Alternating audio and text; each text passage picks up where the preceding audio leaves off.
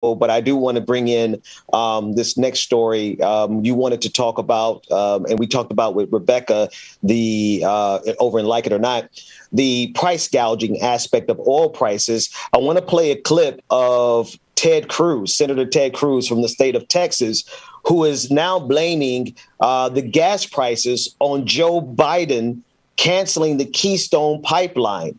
It's an absurdity, but here's the clip. Let's take a look in.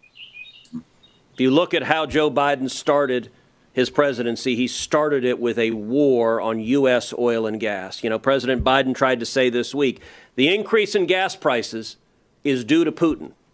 I understand the Russians are the favorite talking point for Democrats. We spent 4 years under Trump hearing Democrats say Russia, Russia, Russia, and now the Biden White House wants to say all of the disaster of inflation, that's Russia's fault too.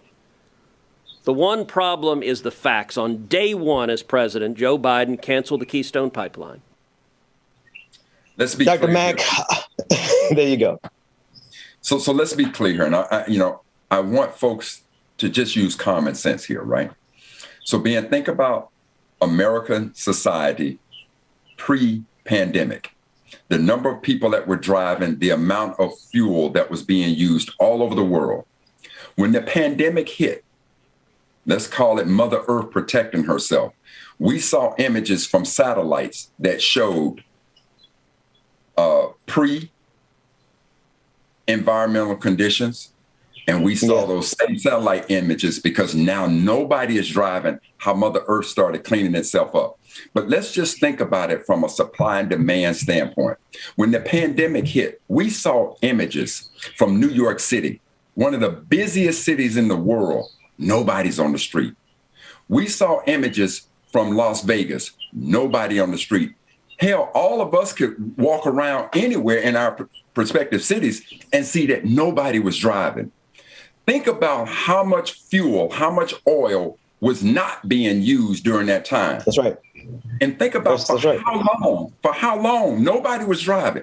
And even today that we're, quote, coming out of this pandemic, there are still so many people who are still working from home. So we are not using today as much fuel as we used pre-pandemic.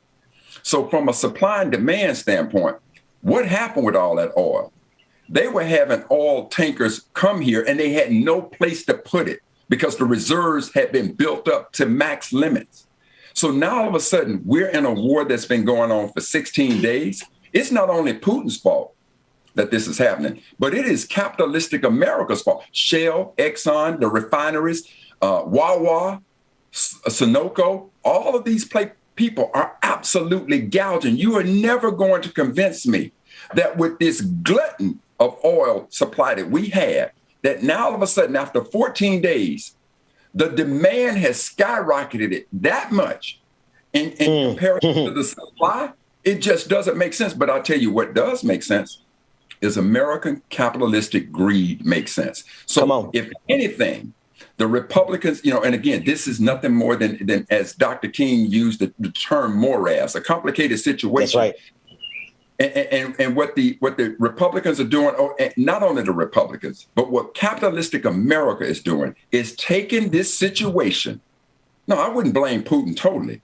Putin has his arm in it because trust and believe whenever there's a geopolitical event, Wall Street is going to find a way to capitalize on it. And in this case, that's right. They're now using this example to now send gas prices skyrocketing. If ever the members of Congress want to haul some folks in and start talking about gouging the American public, it ought to be the oil companies, the refinery companies, Wawa, Sunoco, anybody who sells fuel ought to be hauled in front of Congress because you are never going to convince anybody that understands 1 + 1 is 2 all over the world, all over the universe. 1 + 1 is 2. You are never going to convince anybody that the demand for oil has surpassed its supply, its current supply. Come on. But what you can't convince me of is the greed of man. And we are clearly seeing that played out in gas prices. That's where this Dr. Mack, let me I think everybody followed you, but I just want to make sure people understand from an academic perspective. When your demand is lower than your supply, When you have more supply than you have demand, your prices go down. The problem is that they're not used to people actually being able to debunk them in real time. Ted Cruz was used to being able to have an ignorant enough audience to be able to get away with that. I want to play a clip from former Obama economic advisor Robert Wolf, who took Ted Cruz to task and made it even more plain. Let's take a listen. All right, so if that's not going to happen, Robert, perhaps, as Peter just reported, perhaps opening up the Keystone pipeline is not off the table for this White House. What did you take away from that? I think XL is off the table. Let's recall a few things. One, it's the worst type of oil you can have. It's tar sands going from Alberta to the Gulf of Mexico. It wasn't going to really change anything to do with our oil supply. It was to export from the Gulf of Mexico. Also recall that under President Trump, well, let me just fit. Okay, it's not actually debatable. It has nothing to do with oil fields. It's a pipeline, and it was going to end at the Gulf of Mexico. That's a fact. You should look it up. And with respect to President Trump, as Stephen will tell you, only 10% of it was even done under his 4 years. So it's not about XL. It's about how do we become energy independent. I've always been supportive of the all-in energy approach for actually 10 years now. It's interesting, Steve, because Robert's making the case that it's regional, and the White House is making the case that oil prices are global. So if we increase the overall oil output, well, we cut her off in her mid-thought, but the point is that some of this is not debatable. The Keystone Pipeline would not have done anything to fix this situation, but yet and still Ted Cruz is using this geopolitical disaster. He's using this war, and he's using the prices at the pump to score some cheap, greedy points for an oil pipeline that would have done more damage than good.